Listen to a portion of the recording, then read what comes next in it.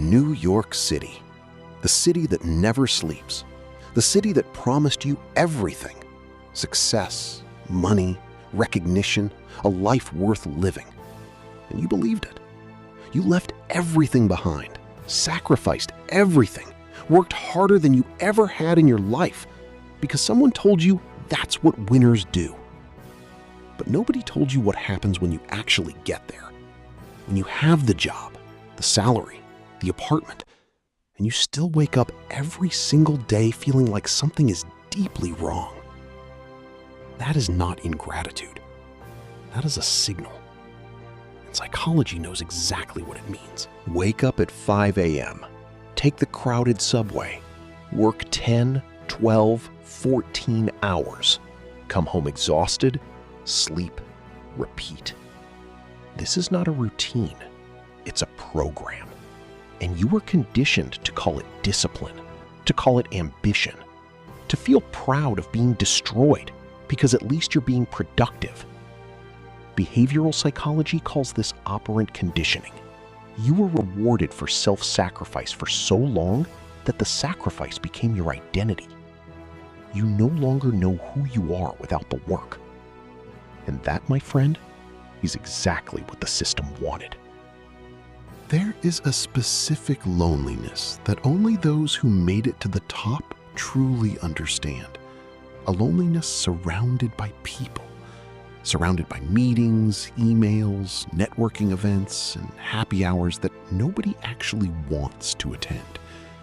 You achieved what they said was success and discovered that success doesn't hold you when you're falling apart on the inside. Studies from Harvard University showed that high-performing executives experience loneliness at rates up to 3 times higher than the general population. 3 times. Because while you were building your career, you were slowly leaving behind everything that genuinely connected you to other human beings. And now you're at the top. Completely. Nobody talks about the invisible price. The one that doesn't show up on your bank statement, but that you pay every single day with your body and your mind. The chronic anxiety you normalized because everyone around you has it too. The insomnia you treat with caffeine because you don't have time to treat it properly. The cortisol, the stress hormone running through your veins at levels so high that your immune system is literally destroying itself from within. Medicine has already proven it. Chronic stress kills. Not metaphorically, literally. And you are paying that price every single day, calling it Honest dedication. Question. If you lost your job tomorrow, who would you be? Not what you would do, who you would be. Most people living inside this system can't answer that question because at some point, without even noticing, you stopped having a job and became your job. Psychologist Christina Maslach, who created the modern concept of burnout, discovered that the most dangerous stage isn't when you're exhausted. It's when you completely lose your sense of who you are outside of your professional role. When your value as a human being became dependent on your productivity. That is not ambition. That is an identity crisis disguised The as system success. was not designed to set you free. It was designed to use you. And it is brilliant because it convinced you that you are choosing this freely. It gave you a title. It gave you a salary. It gave you the illusion of meritocracy. The idea that if you work harder, sacrifice more, sleep less, you will be rewarded. But the truth that nobody in the office says out loud is this: you are replaceable in 24 hours, and the system will continue running perfectly without you. So the question is not how to climb faster within it.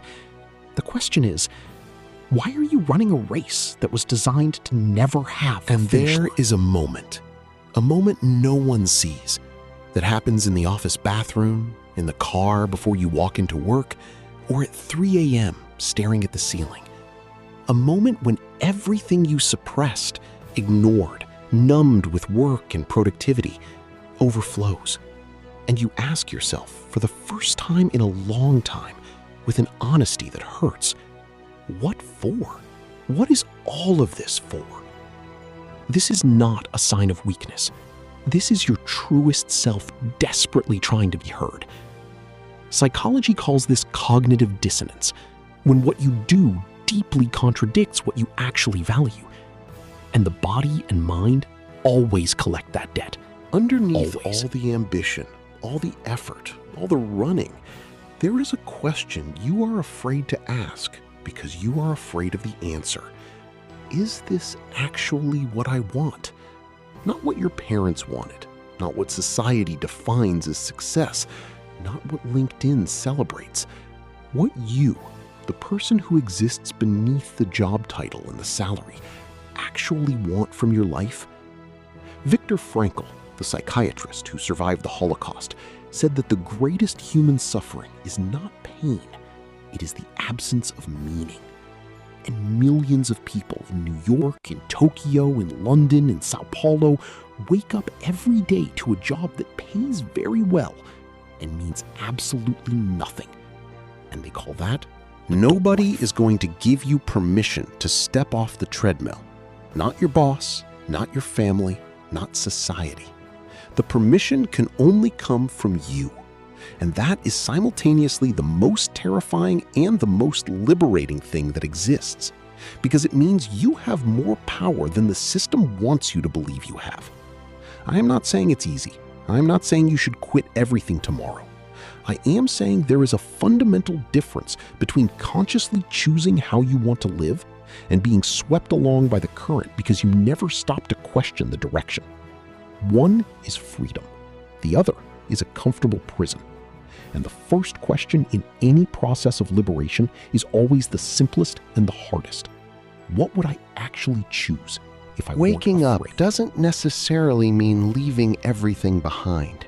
Sometimes it simply means stopping being unconscious within what you already have, stopping working on autopilot, stopping consuming as anesthesia, stopping measuring your worth in hours worked and targets hit, starting to ask uncomfortable questions, starting to create space, even small, for what actually matters.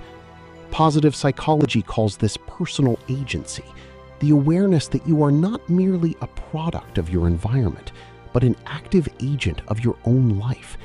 And that awareness, by itself, changes everything. Because you cannot change what you cannot see. And right now, There is a seeing life it. waiting for you on the other side of the rush. Not a perfect life, not a life without challenges or hard work. A life that you chose. A life that makes sense when you stop and look at it. A life where Monday is not a sentence and Sunday night is not an anxiety attack. This is not utopia. This is what happens when you stop living for the system and start living for yourself. The city won't change. The market won't change. The pressure won't disappear. But you can change your relationship with all of it. And that change begins with a simple, silent, and absolutely revolutionary decision. The decision to stop calling slavery ambition and to start building, from scratch if necessary, a life that is actually worth the price you are Before paying you for scroll it. away, I need you to sit with something for just a moment. Think about your last Sunday night. That feeling in your chest. That quiet dread knowing Monday is coming. That exhaustion that sleep doesn't fix. Psychology has a name for that. Anticipatory anxiety rooted in misaligned living. In other words, your body is telling you that the life you are living does not match the life you were built for. And here is the terrifying statistic. Research shows that over 85% of people worldwide hate or feel completely disengaged from their jobs. 85%. That means the suffering you feel is not weakness. It is not ingratitude. It is the most normal response in the world to a system that was never designed with your humanity in mind. This channel exists to say what nobody in your office will ever say out loud. Every week we go deeper into the psychology of modern slavery, into the neuroscience of burnout, into the real stories of people who walked away from everything society told them to want. and built something that actually meant something. If this video cracked something inside you, that crack is not a flaw. That is the light getting in. Subscribe, turn on notifications. Come back next week, because the most dangerous thing you can do right now is go back to sleep.